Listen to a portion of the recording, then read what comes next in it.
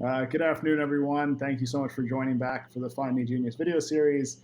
We have a very special guest today, Brook Porter, who is a founder and a GP with G2 Venture Partners in the Bay Area. This is going to be an interesting conversation because Brook has focused for the last couple of decades on environmental impact, and that's become more relevant over the last few years. But Brook is one of the original people that actually spent most of his career doing this. He before G2VP, he was with the Kleiner Perkins $1 billion green growth fund, has invested in companies like Uber, Proterra, Chargpoint, Farmers Edge, and more. A lesser known fact, which I will be sure to ask questions about, is Brooke was an advisor to Vice President Al Gore. So we'll spend some time talking about that as well. Brooke, thanks so much for joining me. Yeah, thanks, Kanal, for having me. Looking forward to the conversation. Yeah. Just to kick it off, I think I mentioned it a little bit, but in the late 90s, when you were graduating from Berkeley and most other people in Silicon Valley were going to trying to tech startups or focusing on different areas, you decided to focus more on environmental impact. Can you talk a bit about that decision and what was going on at that time, just to frame the conversation around that career decision that you made? Yeah, sure. Maybe just to give a little context, I think a lot of it probably came from childhood influence. I had two grandparents, two grandfathers that were very influential. My grandmothers had a huge influence as well, but my grandfather on my father's side was an engineer, ran a construction company, and my grandfather on my mother's side was a wildlife biologist, and he spent his career working on saving the brown pelican and helping to get DDT banned, and he testified to Congress about climate change in the 70s, and I used to go on these adventures with him to Mexico, counting pelican nests along Baja, and he would teach me about El Nino and climate change and all kinds of environmental impacts from industry. And so I think I had this context about thinking about big societal problems, and I was excited by the internet, and certainly the internet's done an incredible amount of good. But at the time, actually, I was initially quite intrigued by the internet. I actually started an online e-commerce company in 1996. Kind of random story that I don't tell too much, but we were selling online mountain bikes and skis and outdoor gear. And Oh, my thought then was, I had a passion for the outdoors. And so the idea that I could potentially start a business with low capital, selling stuff on the internet seemed really intriguing. So a friend of mine and I started a company in college, while we were in college in 1996, spent all of the money we had saved up on building, shopping cart technology and trying to acquire customers. And we sold stuff to people. It was really fun, but, it wasn't really a sustainable business with the backing of two college students. And funny enough, my friend actually the next summer got an internship in Silicon Valley in Santa Clara, and came back and said, "Have you ever heard of venture capital?" And I was like, "No, what's that?" And he said, "People will give you money to start companies. It's amazing." And we were like, "Wow, if we'd only heard of this a year ago, this could have been yeah. great." So I was interested in e-commerce, but the truth was that a couple years later, as I was going to school, in the Bay Area, as companies were booming around me in the late 90s, the concept of devoting my career to e-commerce just wasn't that exciting. I think I wanted a sort of a bigger challenge, and to make a bigger impact. And that's probably, where that came from was, my childhood and some of the bigger Right. influences in my life. And how pervasive was that at the time of founders or VCs even funding environmental impact startups or people? Was that in the discussion in the 90s and kind of in your bubble or the area where you started building? Oh, no, not at all. I think, oil hit in the late 90s $10 a barrel, right? And so it was so cheap that it just wasn't really a major area of focus. There was a bit of an interest in hydrogen and fuel cells towards the late 90s. There were some companies like Ballard Power and Plug Power that had, they were sort of riding a little bit of the tech wave, and even a couple years later.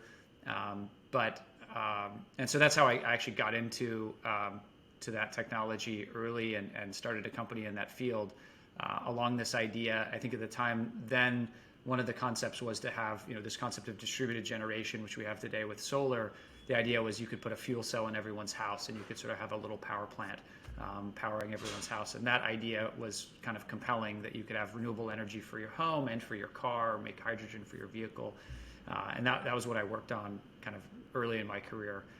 But generally speaking, there were very, very few investors that were talking about it. I think Vinod Khosla was one of the first, and I had heard about him, and then John Doerr backed Bloom Energy, which started around the same time. This was the original, company was started in the early 2000s. So there were just very few people making bets in the space. So I felt a little bit rogue at the time. And so before we get into some of those companies that you started and the investments, you decided early on, you just mentioned fuel cells, to start spending most of your career at the intersection of transportation and sustainability. How did that emerge as one of your focus areas, that you believe transportation was the area where you'd be able to have the biggest impact? Yeah, I think early on when I was thinking about kind of what I wanted to do, I was always attracted by the idea of electric cars and transportation. I thought about transportation and the built environment as kind of the two biggest impacts on our environment. Now I think about it more broadly. There's more to it, but just that was my thinking at the time. And cars and transportation was just more fun, more interesting.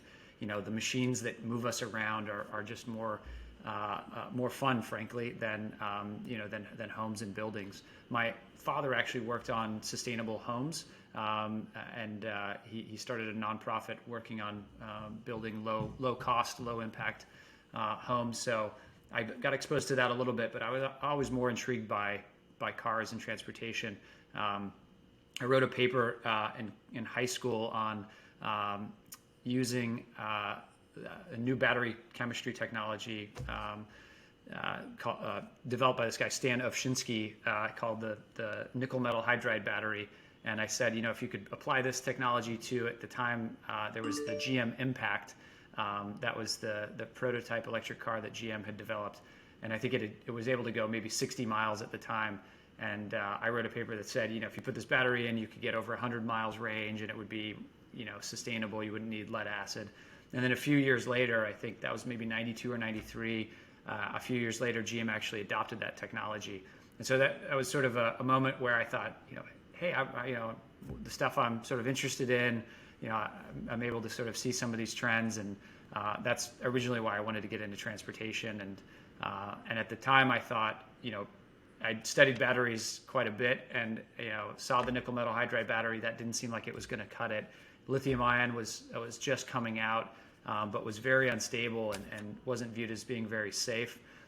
We did a lot of experimenting with it in my first company, and we had hydrogen and fuel cells, never had any accidents. All of our fires and everything happened with lithium ion batteries. In those early days, it was tough to imagine putting those in cars. So I thought hydrogen and fuel cells were going to be the answer. So that was my initial thought. And then I wrote a paper about hydrogen storage in carbon nanotubes in college. And I sort of thought that might be the next answer. If we could only figure out a way to store hydrogen, that would be, kind of the unlock. But the truth is, it's a much harder problem. And today I'm a little more bearish on fuel cells for transportation, and certainly more optimistic about EVs powered by batteries. Interesting. So fuel cells and the hydrogen batteries, the electric vehicles, this is all something that's become kind of popular culture. You see it on Reddit, you see it everywhere now, but you've been working on it for decades.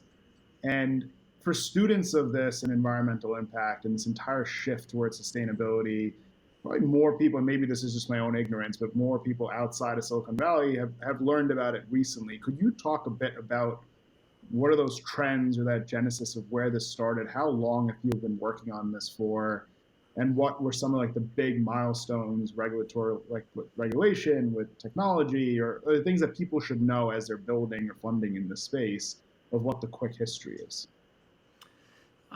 Yeah, I could give a little perspective. I mean, in the 90s, there were some big government programs. There was a thing called the Partnership for Next Generation of Vehicles.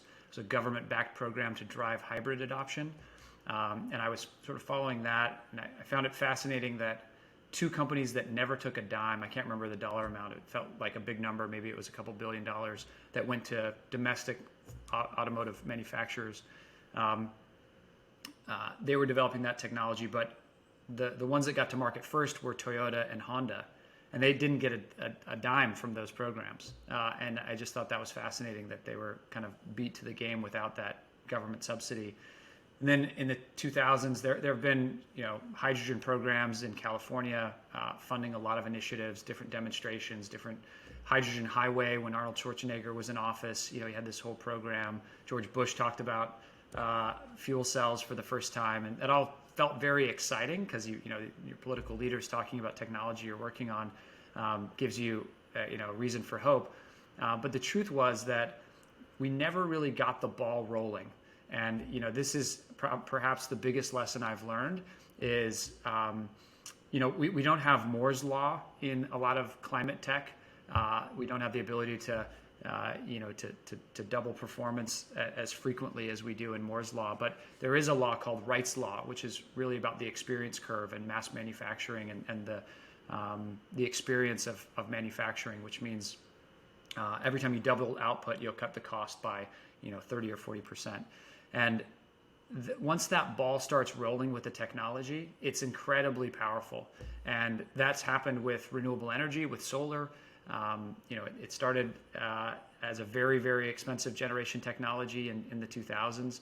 And, it's now the cheapest form of making electricity on the planet, right? You can make off-takes now at 1 cent per kilowatt hour at a utility scale. The lithium-ion battery, same thing, right? We had this initial wave with handheld computing, and that drove adoption and the maturity of the technology and manufacturing. And then you had Tesla and others driving, early adoption in automotive. And now there's another wave coming of mass adoption in electrification that's going to drive another, continued drop in the cost and increase in the performance of lithium ion. It's very hard to compete against those curves. And so, hydrogen fuel cells in automotive is one of those examples where you can work out some math that suggests it should be better or advantaged in certain applications. But I've never bought one. You've never bought one. Have you ever bought a lithium-ion battery? You've probably got tons of them in your house, right? You got them all over the place. So you're contributing to that learning curve. And the same is true of things like machine vision and other technologies, satellite imagery that are just sort of becoming more pervasive, getting adoption. And generally, my view is either as an entrepreneur or an investor, you want to be positioning your company or your investment to not compete against that cost curve. You want to be a buyer of that cost curve, not selling into it. So if you've got a business that you can take a lithium-ion battery and turn that into something useful, like a Model S or an electric bus or an electric bike, those are probably going to be really good businesses because every single year, your bill of materials, your cost of goods sold is going to drop no matter what you do. But if you're competing against a cost curve, every year you've got to drop your cost just to stay above water, just to compete with the alternative. And it's just a much different way of thinking about building a business. And I think a lot of people that are maybe new to this game sort of underestimate these trends. So it's not just the data points of where are we at today on a cost curve, but you have to look at the next 5 or 10 years because that's the moment in time when what you're working on today is going to have to compete. And so you're not competing against today's price. You're going to compete against a price and performance curve that's already got momentum.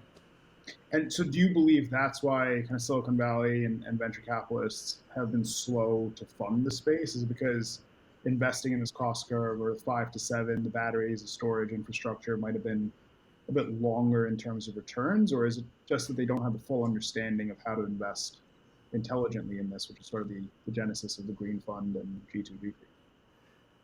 I mean, I think there's a couple different reasons. I think one is it's probably, at least historically, been harder to make venture returns in atoms than it has been in bits. At least it was 10 years ago. And there were enough, amazing companies emerging after the sort of dot-com crash, that sort of created a bit of a desert for a number of years from the investment perspective. But then the companies that emerged in the late 2000s turned out to be just giants that had enormous potential to continue to grow and continue to grow today. I think maybe some of that potential is running out, and I think for startups, and I think that these technology curves have gotten to a point where the toolkit that you can use as an entrepreneur to start a company, there's just more in the toolkit. You've got more technologies to leverage, and I think so. I think that's a really big factor. I also think that a lot of the early investors in these traditional industries, where there are incumbent industries like energy and transportation and logistics, many of those investors didn't have a lot of awareness of how those industries worked. They didn't have a sense of how long it might take to commercialize a technology. And so there was a lot of focus on making the technology work, a lot of great technologists, but maybe less experience around what the industries required for adoption. And so the timelines were underestimated. And I think that's what's actually played out, is that the same basic framework, a big technology advantage, disrupting a large market with an excellent team, that formula works in cleantech just like it does in the internet. But it has taken a little bit longer for those stories to play out. But I think what's proven now, looking back, is that I think one of the formulas that the great venture capitalists always used was in the internet, you could easily invest in a company and have it return the entire fund. And that's what made it that was like the threshold for venture capital. And that wasn't necessarily as proven in climate tech. But now looking back, it's actually been done many times now. So we have an experience set. We sort of know what worked and what didn't work. And even including all the mistakes, if you actually sum it all up, for Kleiner, for example, it actually has been fantastic, some of the returns. So if you take that and then you apply another decade of learning, I think the next decade is actually going to be fantastic for this sector. But there's a lot of important lessons that have been learned, and those that repeat the mistakes will have to suffer the consequences. And a bit of a tangent, but I mean, you've spent several decades learning and becoming smart in this space, but how do you get smart on new areas of clean tech? Do you have a process that you follow, or do you just let the founders guide you when they are pitching new things, since this is all very forward-looking? Yeah, we have a very rigorous process at our firm at G2. We took basically the lessons that we had learned at Kleiner over a decade, and then we refined them and we systematized them. And one of the processes that we use is a deep dive process.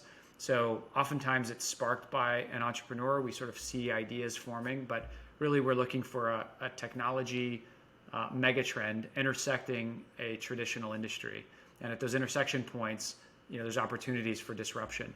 So, we ask oftentimes, why now? So something may have changed. Maybe, a technology is at a performance point or at a technology cost point that it suddenly enables an application that wasn't possible a few years ago. And then we spend a lot of time. We have different layers of depth that we go into, but we do a flyover. We look at all the companies in the sector. We look at the incumbents. We have some great relationships with large incumbents that we can go to and sort of get an understanding of the potential opportunity from them. Sometimes we collaborate with large strategics and share notes.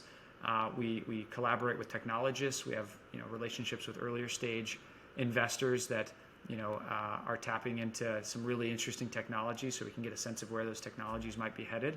And that's sort of the process that we go through, sometimes for 2 weeks, sometimes for 6 months, to identify opportunities. And we never invest in the first thing we see in a sector. So we're not going to sort of see vertical farming for the first time and say, wow, this is amazing, we're going to invest. We do a broad landscape study and understand, what are the actual critical factors that go into this, what's going to enable commercial success. And there's a lot of rigor and thought that goes into that. I think one example is we made an investment in a LiDAR company called Luminar a couple years ago. And at the time, there were 70 different LiDAR companies in the sector. It was very easy to look at the space and say, how can you possibly pick a winner? There's so many different companies going after this. But we had identified, LiDAR as a critical enabling technology for AV, for autonomous vehicles, as early as 6 years prior. So we had been tracking the sector for a long time, had some landscape awareness. then we did, so we took a deep dive that was already on the shelf, and we dusted it off, and then we spent 6 months doing a really deep dive, talking to everyone in the sector, trucking companies, automotive OEMs, tier ones, autonomous vehicle companies, and tried to boil down, what are the technical specs you need to hit to enable the early applications of autonomy. So sort of define the problem in a very specific way. And it's not full robo-taxis in cities, because we don't think that's going to be the first application. It's going to be passenger vehicle ADAS, where functionality like the autopilot, where someone's willing to pay $5,000 or $10,000 for a feature, a level 4 autonomous feature on a vehicle. And for applications like trucking, where you've got a very simple highway domain where there's a clear economic value proposition to removing that driver. Those are going to be some of the early applications. So in those applications, what do you need? Well, you need long-range LiDAR to be able to see 250 meters.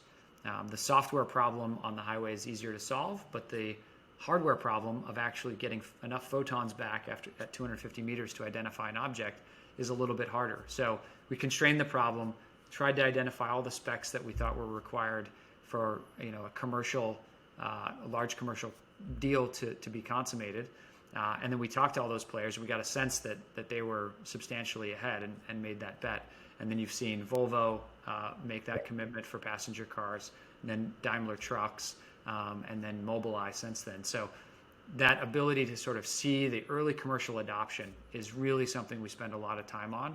And we think that's where actually the bulk of the value gets created. There's a ton of value in creating the technology, but it's oftentimes harder to get the commercial adoption even than to get the technology to work. There's a lot of amazing technology being developed in the LiDAR space, but not all of it's going to get commercialized, and many different approaches. So that's where we spend a lot of our time, and we think for these sectors, it's kind of the best risk reward trade-off from a venture standpoint. What are some of those mega trends that your team's working through now?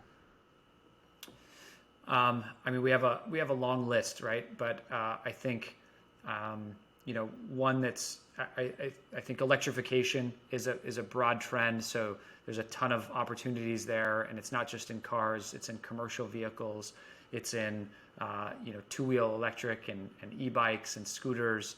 It's in the charging infrastructure and how you deploy this, the software you use to manage interfacing with the grid. So there's a sort of a whole fertile ground there. Another one is robotics and machine vision. So all the effort that's going into autonomous vehicles and the machine vision required for that application can then be applied to a whole bunch of other sectors, perhaps in easier domains, in a simpler way, say in a warehouse where you've got a very consistent domain. We have a company that is an autonomous forklift company. Just, if you're moving material back and forth in a warehouse, that's a lot simpler than driving a taxi through San Francisco, right? But if people are getting close in a taxi in San Francisco, you're sure that they can make the technology work in a warehouse environment and save a ton of money. And also, I think, there are a number of industries now where labor is becoming a constraint. It's just harder and harder to find people that want to do certain jobs, whether that's picking berries in a field, or certain manual tasks of, moving something from one tray to another, where it's probably not the best use of human talent. And a lot of times humans need to be involved in that in some way. So that ability to sort of combine the benefits of autonomous activity and robots with humans, we think is a massive trend, and there's so many different applications there. So that's another area where we've made some investments, but I think there's a whole range of opportunities in that space. Right. There's a ton. I could talk through a bunch of them, but those are just a couple. And I'm sure, with the vertical farming, I'm sure that goes back to Farmer's Edge and that investment your team made. But with some of these investments that you're making, since they are so forward-looking and they may take a few years to become commercially viable, I'm sure Luminar, there were some early days where it seemed like, what would the commercial viability look like? Is the industry moving fast enough? Will OEMs adopt this technology? How do you, as a VC, and also reporting back to the LPs, continue to fund, or what sort of milestones do you look for in your discussions with the founders to support that R&D phase in order to accelerate it to get to the commercial viability? Are there conversations there, or do you just let it play out over time? Because this could take a decade or so, and you've seen some larger OEMs investing in this and then moving away. So Uber just moved away from their entire autonomous vehicle division because of the R&D expense. So how do you, as a VC, as a board member, how do you help think through some of that? Yeah, I think that's sort of that's the critical question, right? Can you predict when a technology is about to get adopted widely? And sometimes we get it wrong, but the way that we try to get it right is, I would say, primarily through talking to customers, right? And it's one thing to sort of leverage a service where you can just pick up a phone and talk to a customer and try to say, are you interested in this? The key is really in trying to get to the buying decisions and to really get an honest conversation with those customers. A lot of times it requires a relationship where they're not just going to tell you what they're going to buy, if anyone calls. So I think one thing that we have is a pretty unique network of contacts at very high levels across, just speaking to the automotive space, but we have the same in utilities and manufacturing and logistics, where we can talk to groups that we've collaborated with, we've co-invested with, maybe they've bought companies from us, they have a deep level of trust. So we share with them insights about the technologies that we see and the trends in companies, and they share with us, what they're interested in buying, what they see as big pain points in their operations, where they need more help. And that's incredibly valuable. One example is, we were able to, through one of our advisors, get some insight into an Amazon fulfillment center. And, of course, Amazon's growing, and, what's a limiting factor to their growth? Well, through one of those tours, we heard from, the folks at this fulfillment center that barcode scanning, the handheld scanners, was a major pain point for them, something we wouldn't have thought of on our own. But that sparked a deep dive that led to an investment in a company called Scandit that takes any mobile phone and turns it into a barcode scanner. And it turns out if you can take any phone and make it a functional device, now everyone has the ability to scan boxes. So if if you're an Amazon worker, you're a part-time gig worker, you couldn't scan the boxes unless you had a barcode scanner. They're more than $1,000 from a Honeywell scanner. So now anyone has that capability. And what happens is, when you enable the machine vision technology on the phone, you can do a whole bunch of other things. You can do other machine vision capabilities. And Instacart shopper, when they're scanning a product out, can scan the shelf, and you can find out, are the products in the right place, or is there a problem in the planogram? And that data can then be sold again. So that the same actions can deliver multiple value propositions. So those are some of the insights that it's hard to find on your own. You really have to have, I would say, some deep relationships in these industries to both do the diligence, but also to identify where the pain points and where the opportunities might be. Interesting. Okay. And so on the EV side and the freight versus public transport for electric vehicles, and you shook your head before when I mentioned Reddit. There's several companies that are going public now. Proterra, one of your investments, Arrival, Rivian, BYD, May Mobility, New Flyer. We spent quite a bit of time at Hearst Ventures on this space too. How do you see sort of this space playing out in terms of what differentiates the technology between maybe not even these specific players, but when you look at the entire industry and the number of players that are active now? And at what point does that technology just become commoditized, and then an OEM steps in and starts to, how do you see the industry shaping out over time? Yeah, I mean, I think one good example would just be to draw an analogy that we could probably all relate to now, which is when Tesla was just getting started. What was their core technology? They took a commoditized cell and they threw it into a pack and they wrapped a car around it. And so I think a lot of critics early on, we talked to a lot of automotive OEMs in 2014 and 2015, 2016. Model S had been out. It was already outselling some of their own cars, and they were still quite skeptical of the technology advantage of Tesla, because they said, this is just commoditized. We can do the same thing and do it better because we have much more experience. But I think what they failed to recognize is that when you start from a clean sheet of paper and you try to design the solution, you end up coming up with not just one bit, which was in that case one piece was the the electrification component, the cells going into a pack, which frankly no one else has still figured out. They're still doing, in my opinion, the wrong approach on packs and using large prismatic format cells that are not at the same cost points, so their pack costs are far higher still. But even on that one point, they're not able to compete. But they certainly haven't competed on other fronts, like the charging network. Where do you charge your car? There's no real alternative to the supercharger network when you buy your car. Autonomous vehicle capabilities.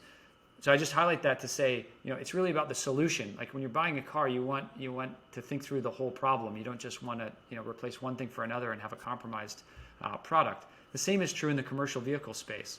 So Proterra, having done this, they've actually delivered vehicles at scale. They have tens of millions of miles on their vehicles, and they've learned a lot about what it takes to deploy these technologies. And it's not just about the batteries in the pack. But by the way, they also are beating everyone on the performance there. But the critical thing is they've had to solve, how do you charge a fleet of 10 or 100 or 1,000 vehicles? It's a completely different approach than just plugging in your Tesla. So, and then, how do you manage those vehicles? How do you manage their charge time versus their drive time, and how you optimize utilization across, the supply of assets and the demand that you have, either as delivery vehicles or vans or public transportation. And then, when you plug them in, what time of day are they plugging in, and what rate are you being charged? Are you being hit with demand charges? And if you haven't optimized that whole equation, right, it's not that complex, but you have to have access to the grid, to the charger, to the vehicle to be able to solve the problem. And if you're just providing one piece of that equation, which I think today a lot of people are just thinking about the vehicle, they haven't even gotten to the charger, much less the software that's going to charge the, control and optimize the whole solution to give me the lowest cost of operations. Proterra's already thought through that problem for their customers, and that's why you see they're not just a single technology company. They've got battery packs, they've got chargers, they've got software, and I think that's what really differentiates them. Others will get there as they figure this out and they deploy technology. But you see with Tesla, there's just a huge advantage of being first, and all the learning that you get and the technology advantage that you get by being first. And so the difference also with Proterra, we've decided to take the technology and offer it to other OEMs to help accelerate the whole segment. So they're not just sort of a closed wall environment. They're only going to enable their own vehicles. They want to help the whole industry electrify. And I think that's an advantage too, because the quicker their technology gets adopted, I think their advantage and lead will just get extended. You had mentioned this in another conversation, but how do you see sort of urban transportation? I think a lot of these studies and this work and especially probably with Luminar and some of the companies that you've worked with now, how do you see the shift from urban transportation in the developed world versus the developing world? And will this technology adopt in those environments as well? Or do you believe that that's just a few decades away still?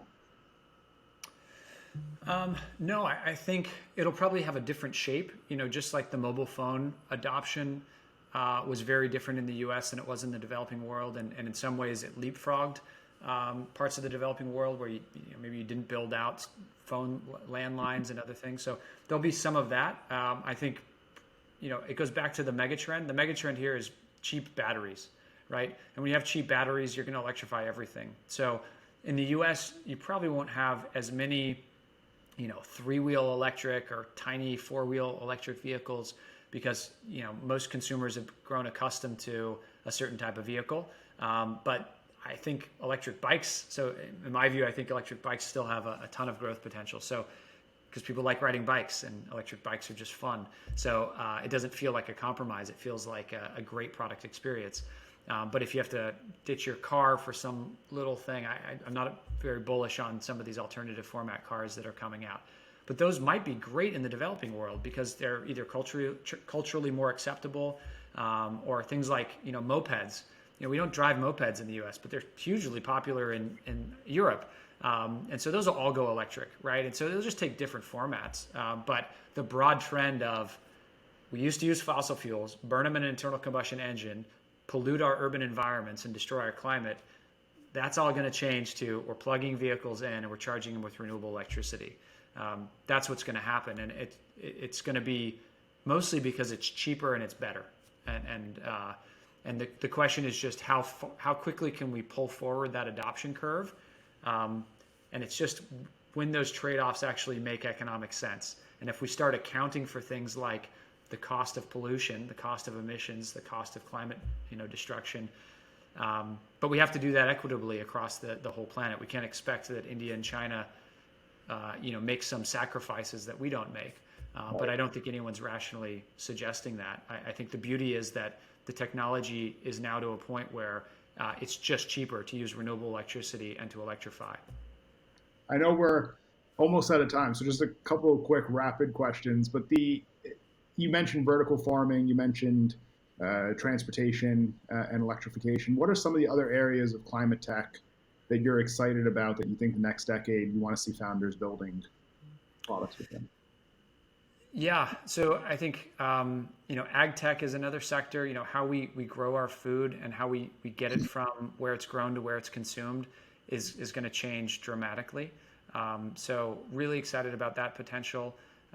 And then there's a whole nother category of climate tech specific solutions that the world has demonstrated from a grassroots movement, from young people protesting, and it's bubbled all the way up to now large corporations. ExxonMobil just announced yesterday they're committing several $1 billion to carbon capture, and that's astonishing, right? And it all started at a grassroots level. So because that's bubbled up, I think there's going to be more and more opportunities to directly address carbon, and markets, whether that's carbon capture or low carbon cement or low carbon steel, or addressing what we do about plastics.